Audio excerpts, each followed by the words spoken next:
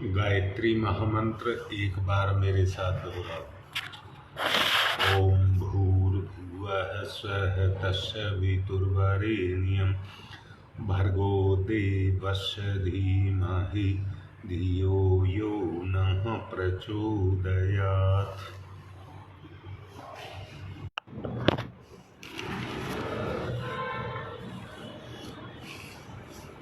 आपको बताया गया था कि इस दुनिया में जो सबसे श्रेष्ठ है वो सब मेरे लिए है। अब मैं एक बात पूछ रहा हूँ, अगर उस सर्वश्रेष्ठ को हम ग्रहण करेंगे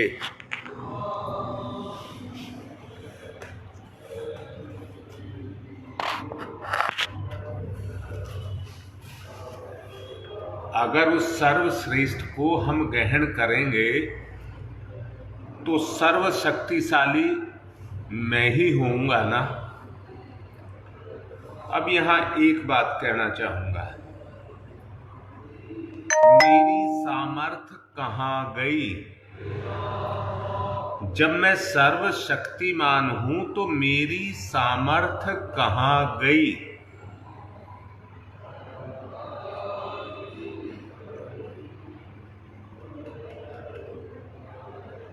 रामायण के अंदर तुलसीदास जी कहते हैं,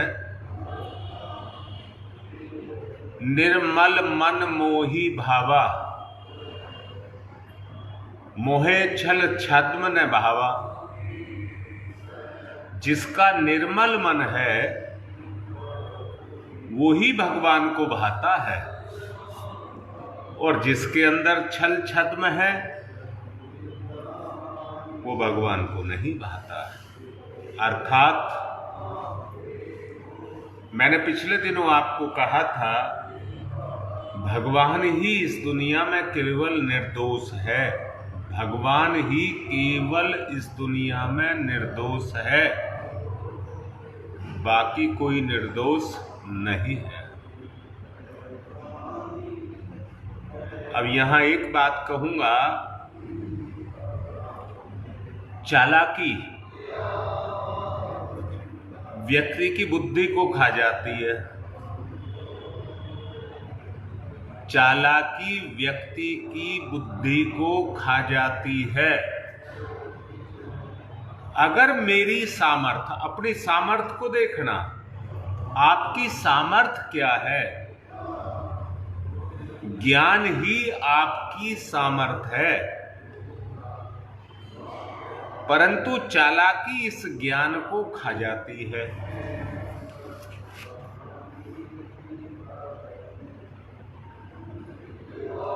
कर्म को करने के लिए 4 चीज की आवश्यकता है। नंबर 1 ज्ञान, नंबर 2 करने की इच्छा, कर्म को करने की इच्छा, और नंबर 3 अनुभव, और चौथा है श्रम। श्रम तो कोई भी कर लेगा। यहां मैं एक बात और कहना चाहूंगा, इसमें एक चीज और जोड़ लें, उसको कहते हैं समय। समय, 3 चीज के बगैर काम नहीं होता। समय, ज्ञान और श्रम, इनके बगैर कोई कर्म नहीं होता। कर्म किया तो इंतजार करना पड़ता है, धैर्य रखना पड़ता है।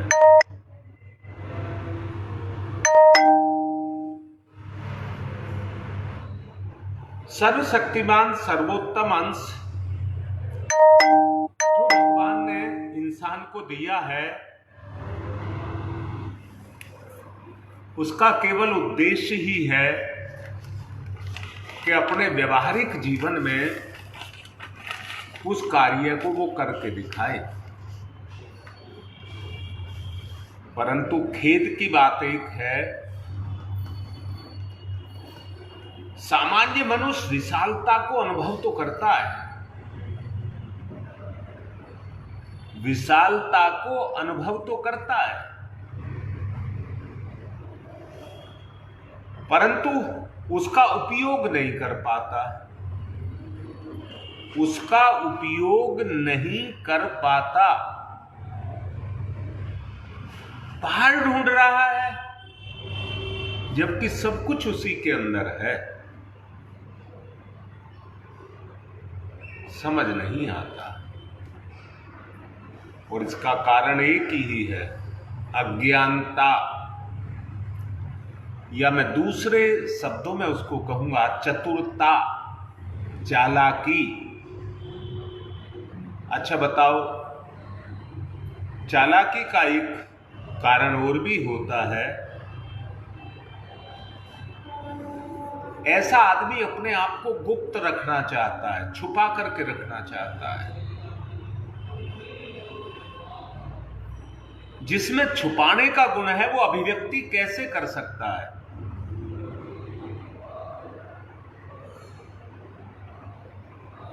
उन्नति के रूप में आदमी इसी नरक में छुपा हुआ बैठा हुआ है। जीवन पथ चल रहा है, जीवन पथ चल रहा है, चलता चला जा रहा है। हार्ड मास के चिथड़े में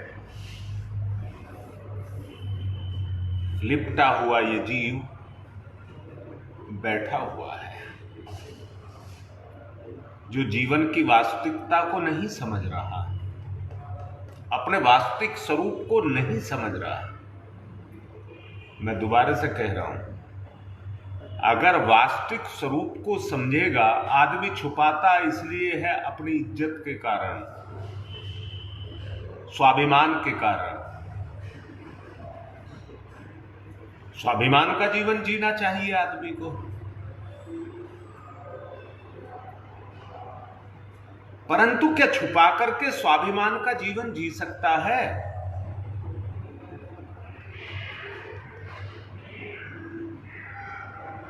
अपने आप को अंदर से देखिए। जब एक बिल्कुल स्पष्ट जीवन होगा, स्पष्ट जीवन होगा, मैं फिर से कह रहा हूं, मैंने पीछे भी आपको कहा था, सर्वश्रेष्ठ सहज सुलभ है।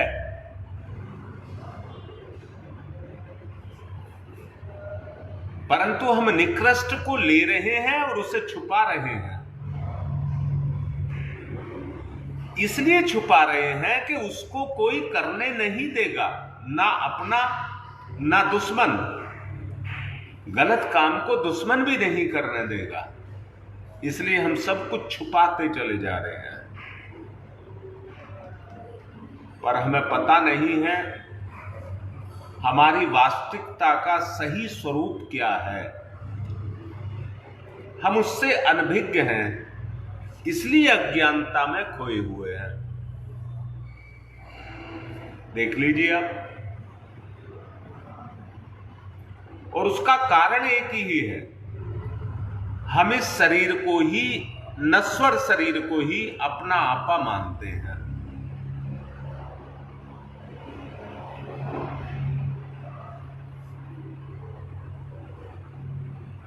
देखिए, क्या हम धन के लोलुप नहीं हैं? क्या हम निर्बल नहीं हैं? और एक शब्द है भीरू, बचना, डरना, छुपाना, भीरू, या उसको कायर कह देना। क्या ये गुण, दुर्गुण हमारे अंदर है या नहीं है? हां बेटा, इसको भीरुता कहते हैं, भीरुता।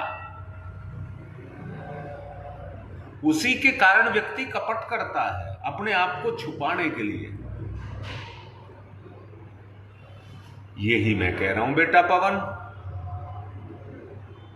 यही मैं कह रहा हूं कि अपना सच्चा जीवन तो निकालना पड़ेगा।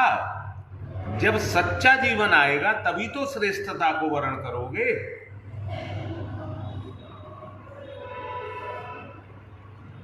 आदमी अपना समय काट रहा है, आदमी अपना समय काट रहा है। बिल्कुल निश्चित रूप से संगति का तो पूरा असर होता है। राकेश संगति के असर को देखना चाहता है तो तुम्हारे अपने ही तुम्हें उस रास्ते पर नहीं जाने देंगे जो श्रेष्ठता का रास्ता है। देखिए कैसी स्थिति है, ना आपको गलत करने देंगे, परंतु सचमुच अगर आप ईमानदारी से सत्य पर लग गए तो उस पर भी नहीं जाने देंगे। क्योंकि जैसे खुद हैं वैसे ही वो दूसरे को भी चाहते, अपने को भी चाहते हैं। वो चाहते मेरे आसपास का वातावरण वैसा ही बना रहे जैसा मैं हूं।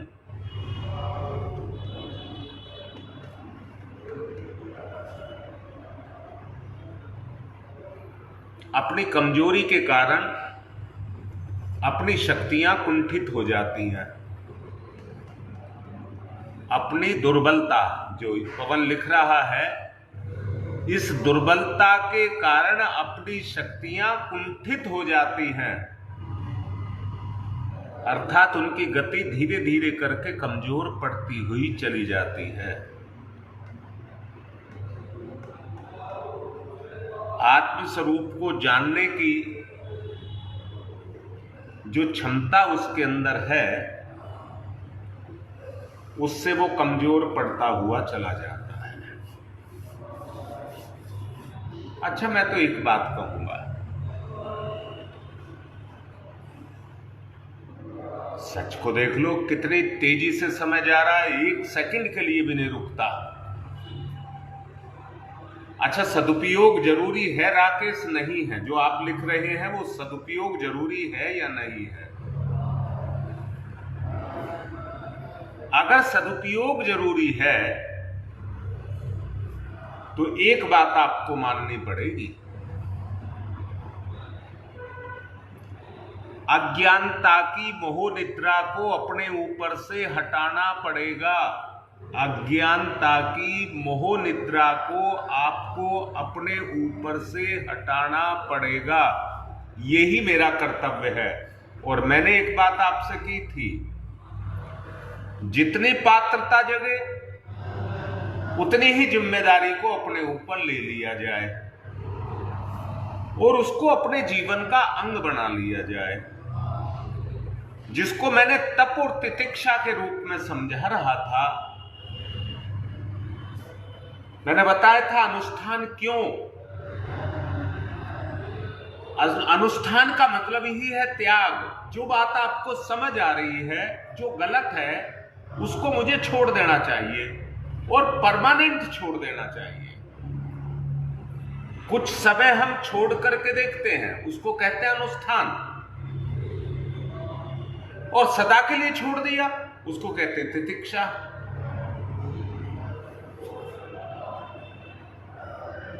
तो मैं ये कह रहा हूं, एक बार अपनी मोह निद्रा को त्यागना पड़ेगा।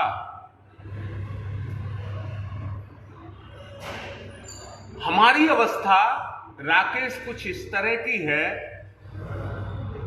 कि जिस अवस्था में हम हैं उसी में हम रहना चाहते हैं या उससे नीचे जाना चाहते हैं। सुख के कारण, कुंठा के कारण, या तो नीचे जाना चाहते हैं। ठीक ऐसा समझिए जैसा एक पर्वतारोही है,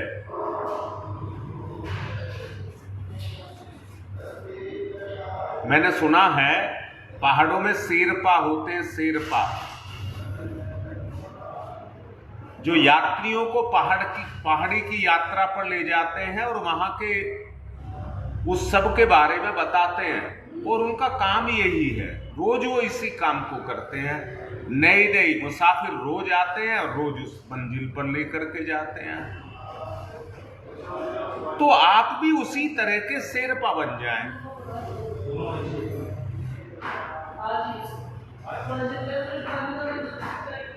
मेरा स्वरूप आत्मिक स्वरूप है, मैं नश्वर नहीं। मेरा स्वरूप आत्मिक स्वरूप है, शरीर नश्वर है, मैं नश्वर नहीं।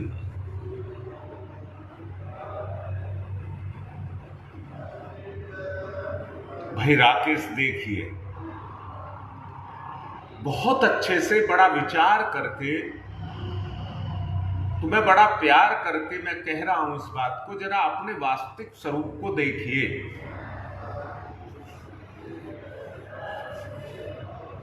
अच्छा पवन, एक बात देखनी होगी, क्या मोह निद्रा में हम नहीं हैं?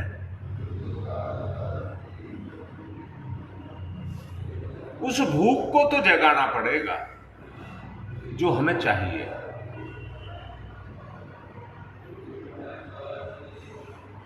मैं सर्वशक्तिमान हूं जो इस पिंड के दायरे में बैठा हूं, और दायरा और कुछ नहीं है, इसके स्वार्थ।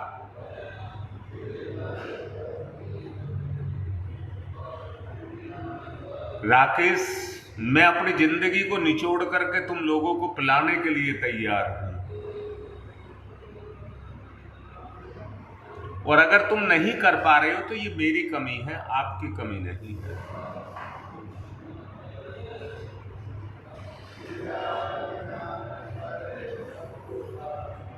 मैं नश्वर शरीर नहीं हूं, ये मान लीजिए।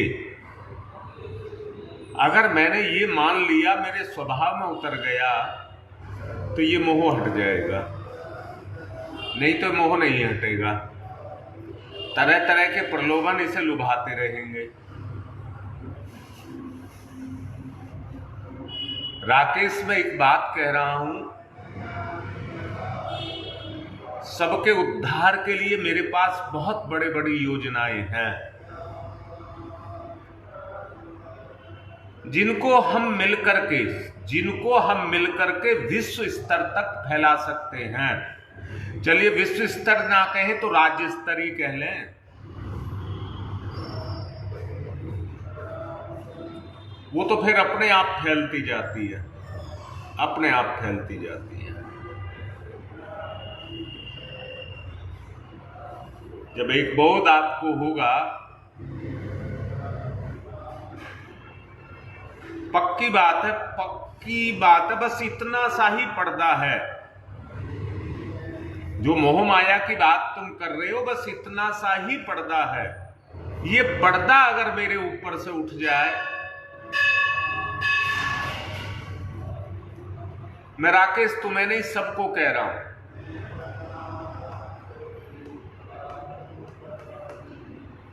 सबको ये कह रहा हूं, अपनी जिंदगी में झांक करके देखिए, तुम बचपन में क्या थे और आज कहां पहुंच गए। पर फिर दोबारा कह रहा हूं, जीवन के क्षेत्र में कहां थे और कहां पर हैं, दोनों बात को स्पष्ट देख लेना। दोनों चीजों को स्पष्टतया देख लेना, हम कहां थे और आज कहां हैं, सांसारिक रूप में और आत्मिक रूप में। आवश्यकता है आत्मिक रूप में ऊंचा उठा जाए। जो दीपा लिख रही है, बेटा ठान लेना ही अनुष्ठान है, ठान लेना ही अनुष्ठान है। अगर ये संकल्प, मैंने बोला था बेटा, संकल्प और धैर्य, त्याग ही संकल्प है, छोड़ना ही संकल्प है, और संकल्प की जो रक्षा करता है वो धैर्य करता है। इसलिए दूसरे को ना देखें, दूसरे से अपनी तुलना ना करें, अपने ईश्वर से अपनी तुलना करें, और कुछ काम ऐसा करें जो समाज सेवा का हो जाए। कुछ काम ऐसा करें जो समाज के लिए हो जाए। सोचो जरा जो बोला जा रहा है।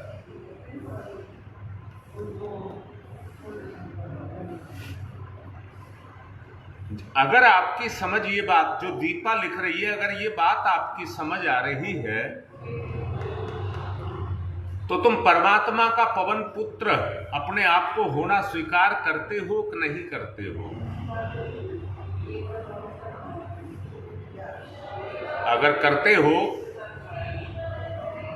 तो फिर जीवन का सही मूल उद्देश्य आपको समझ आएगा। परमारथ के कारण साधु ने धरा शरीर।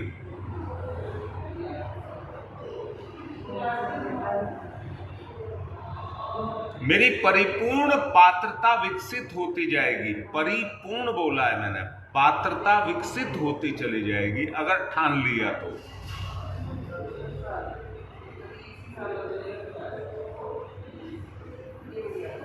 परंतु एक बात सोचने की है, और सोचने की यह है, मेरी प्रबुद्ध शक्तियां मेरे जीवन में कितना उस कार्य को कर रही हैं जिसके कारण मैं अपने उस स्वरूप को प्राप्त कर सकूं। ये देखने की बात है।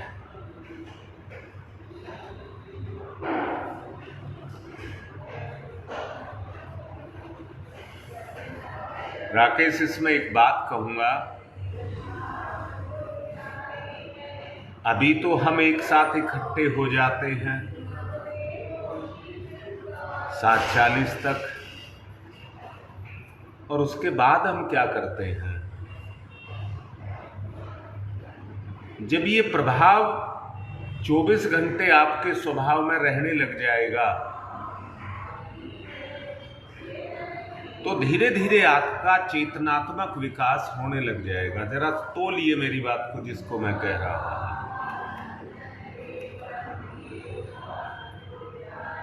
24 घंटे में से केवल 40 मिनट हम ईश्वर में लगा दें, उतने से काम नहीं चलेगा। हमारा व्यवहार, हमारा प्रैक्टिकल जीवन भी इस तरह का होना चाहिए। मैंने फिर से बोल रहा हूं, आप अपने वास्तविक स्वरूप को देखिए। आपका वास्तविक स्वरूप क्या है? संसार को चलते हुए तुम देख रहे हो, संसार को चलते हुए तुम देख रहे हो।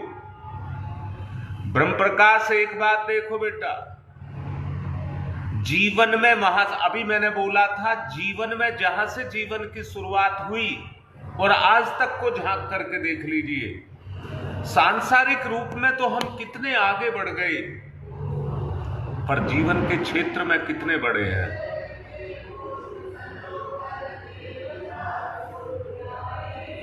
अगर ये सच्चाई आपको समझ आती है, मैं ब्रह्म प्रकाश फिर से बोल रहा हूं, हम क्या होंगे जिस स्तर पर हम जीवन को छोड़ेंगे, अगला हमारा चरण वो ही होगा।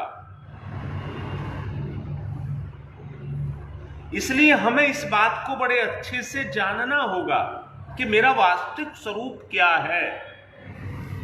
क्या मैं सर्वशक्तिवान, सर्वश्रेष्ठ हूं और सर्वश्रेष्ठ को वर्ण कर रहा हूं? अभी मैंने बोला है, धोखा, चालाकी, छुपाव, क्या वो मेरे जीवन में है? तो मैं वैसा ही हूं जैसा मेरा व्यवहार है।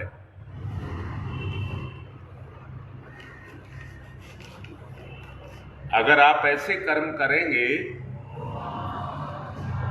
अगर आप ऐसे कर्म करेंगे जिसको करके आपको मुक्ति, कर्म से मुक्ति मिल जाए, वो कर्म फिर आपको ना करना पड़े,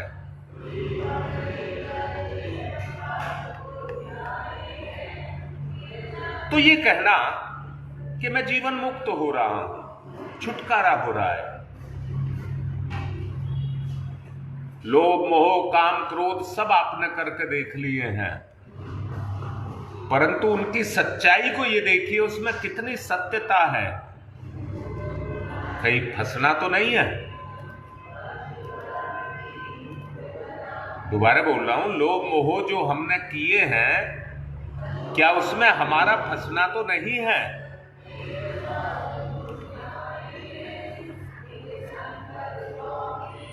जो हमारी चेतना कुंठित है, अंदर से देखिए मेरी चेतना क्यों कुंठित है, इस बात को देखिए।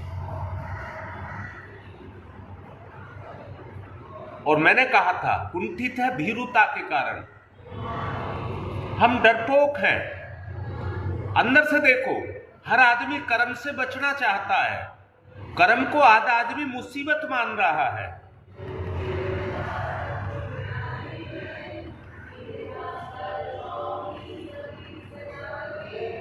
राकेश मैं मान रहा हूं, मैं बिल्कुल आपसे लगाव कर रहा हूं, सम्मान कर रहा हूं, परंतु व्यवहार में बताओ, व्यवहार में क्या दिखाई दे रहा है? सत्य को देखिए भाई। आपके काम तो वो आएगा जो आप करके जा रहे हैं, वो आपके काम आएगा।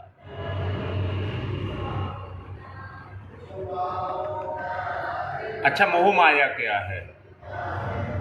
मोह माया की सच्चाई को समझिए। मोह रिश्तों से प्यार है और माया धन दौलत का आना है। तो क्या हम उसमें घिरे हुए नहीं है? मोह माया ने हमको घेर करके नहीं रखा हुआ क्या?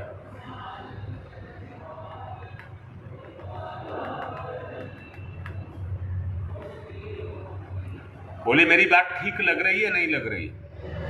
क्या उस दायरे से हम नहीं निकलना चाहते? याद रखना जो बात बोल रहा हूं, ये सांसारिकता आपकी बुद्धि को जकड़ करके रखती है, और आध्यात्मिकता कहिए और धार्मिकता कहिए, उसको भी अपने विचार के दायरे में बांध करके रखती है।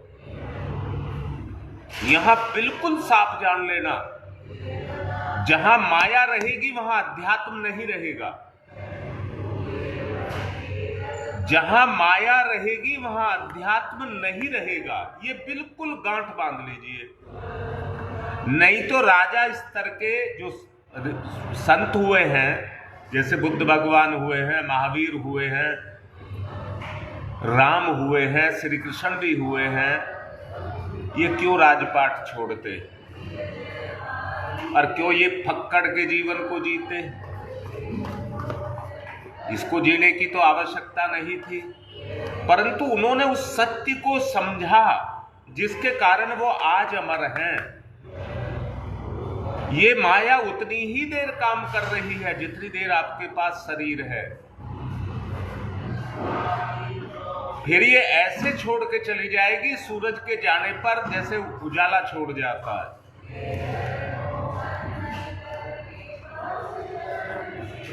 अच्छा बताओ, क्या हमारा जीवन विषय वासनाओं से जकड़ा हुआ है या नहीं है?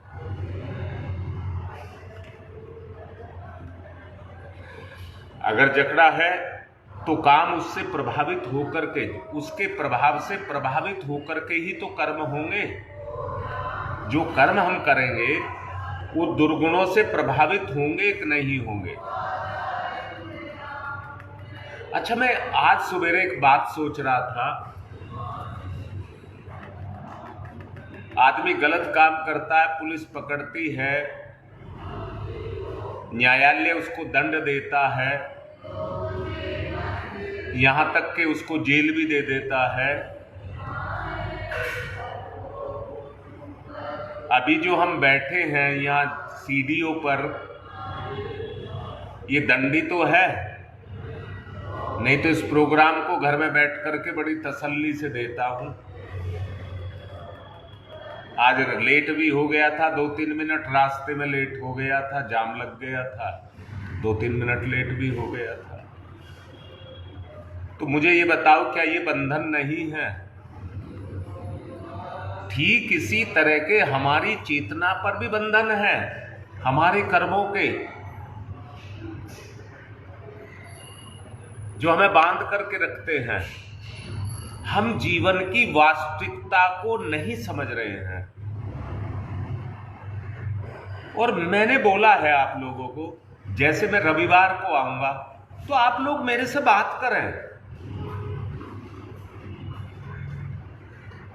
ये बातें फोन पर नहीं हो सकती जो बैठ करके हो सकती हैं। हम कुछ इस तरह की योजना बनाएं कि पुण्य सदा हमारे जीवन से सदा चलता रहे, पुण्य में रहे हमारा जीवन। जो काम कर रहे हैं उसमें कोई दिखावा नहीं। मैं ये कह रहा हूं, संजीवनी विद्या किसको कहते हैं? लक्ष्मण को जब वो लगी थी कि ये शक्ति लगी थी, सुसैन वैद्य ने केवल एक ही संजीवनी बूटी बताई थी। तो वो संजीवनी बूटी है क्या? संजीवनी विद्या ही संजीवनी बूटी है।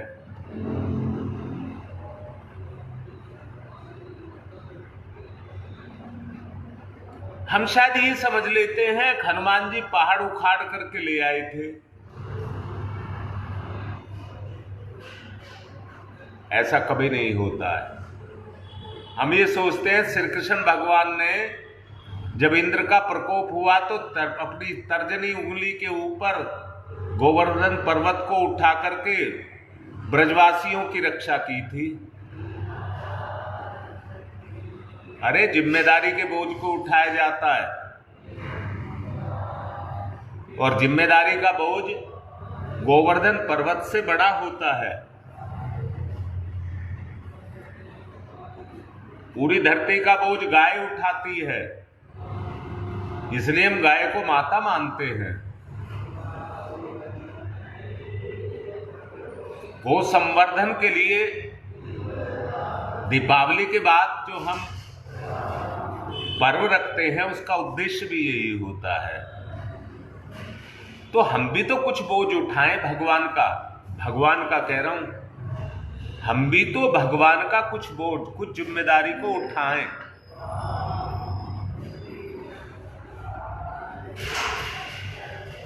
बोलो कैसी बात समझ आ रही है? और उसको उठाने के लिए उस संजीवनी विद्या को हमारे पास होना चाहिए। वो वही है जो सर्वश्रेष्ठ है, वही संजीवनी है।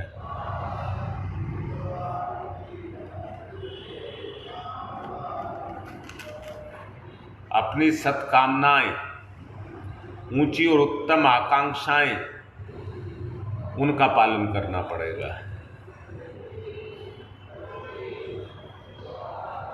जीवन की एक गति है, उसको प्रेरणा बनाइए, विश्वास रखिए आप उसको चरितार्थ करने जा रहे हैं, जिसके लिए आप सर्वथा योग्य हैं।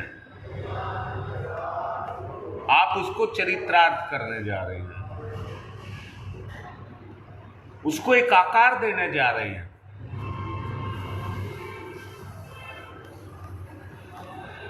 आकांक्षाओं का निदेश नहीं होना चाहिए, आकांक्षाओं का निदेश नहीं होना चाहिए।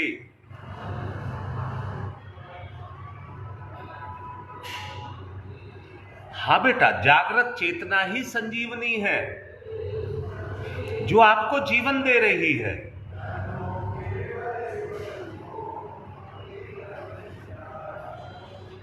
उस विद्या को हमें निकालना होगा। समय पूरा हो गया है। परिस्थितियों को अनुकूल बनाना पड़ेगा। परिस्थितियां हमारे प्रतिकूल हैं, उनको अनुकूल बनाना पड़ेगा। अनुकूल बनाने के लिए विश्वास को जगाना पड़ेगा। हर वक्त परमात्मा के अंदर निवास करना पड़ेगा। समय सीमित है, बहुत कुछ गुजर चुका है। जो बचा है उसका सदुपयोग करके भला करना पड़ेगा। संकल्प शक्ति को जगाना होगा। जो दीपा कह रही थी, ठान लिया। अभियान बना करके गति देनी होगी, जिससे लगातार हम उसमें चलें। बात ये नहीं सोचना है हम हारेंगे या विजय होंगे, पर सच को देखिए, अपनी अंतर आत्मा से पूछिए, अगर सत्य के मार्ग पर चल रहे हैं तो कभी नहीं हारेंगे, विजयी होंगे। उत्तमता को पाएंगे तो उत्तम पद को प्राप्त करेंगे। प्रतिष्ठित होकर के कृत्य होते हुए चले जाएंगे। तो ठान लीजिए, ओम तम सोमा ज्योतिर्गमय। ठान लीजिए, तम सोमा ज्योतिर्गमय, तम सोमा ज्योतिर्गमय, असतोमा सद्गमय, असतोमा सद्गमय,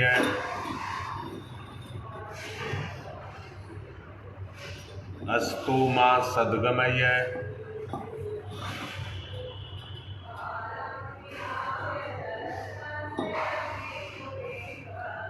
मृत्योर्मामृतं गमय, मृत्योर्मामृतं गमय,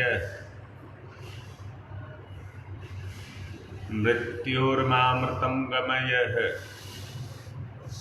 तम सोमा तम सोमा तम सोमा ज्योतिर्गमय, ज्योतिर्गमय, ज्योतिर्गमय। अस्तोमा अस्तोमा अस्तोमा सद्गमय, सद्गमय, सद्गमय। मृत्योर्मा मृत्योर्मा मृत्योर्मा अमृतं गमय, अमृतं गमय, अमृतं गमय। दोनों हाथ रगड़िए, मुख पर फिराइए।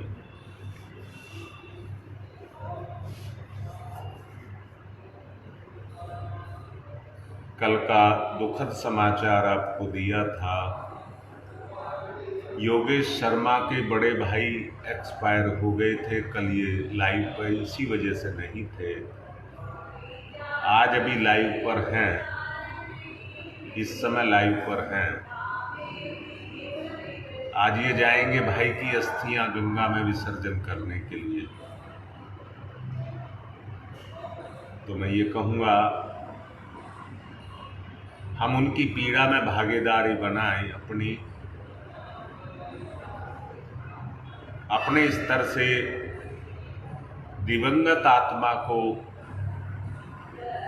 शांति प्रदान करने के लिए जब यज्ञ या और भी कुछ काम करते हो तो उनके लिए भी आप प्रार्थना करना। अभी है योगेश सामने,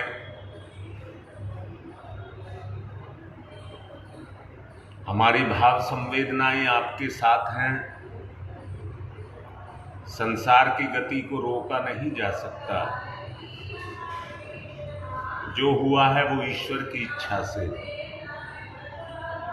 आत्मा की इच्छा पूर्ण हो, उसके लिए प्रार्थना करेंगे।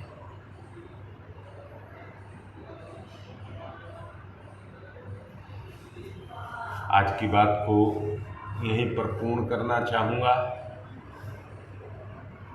और आप सबसे प्रार्थना करना चाहूँगा, आज उनके लिए शुभकामना उस आत्मा के लिए करना। आज की बात संपन्न।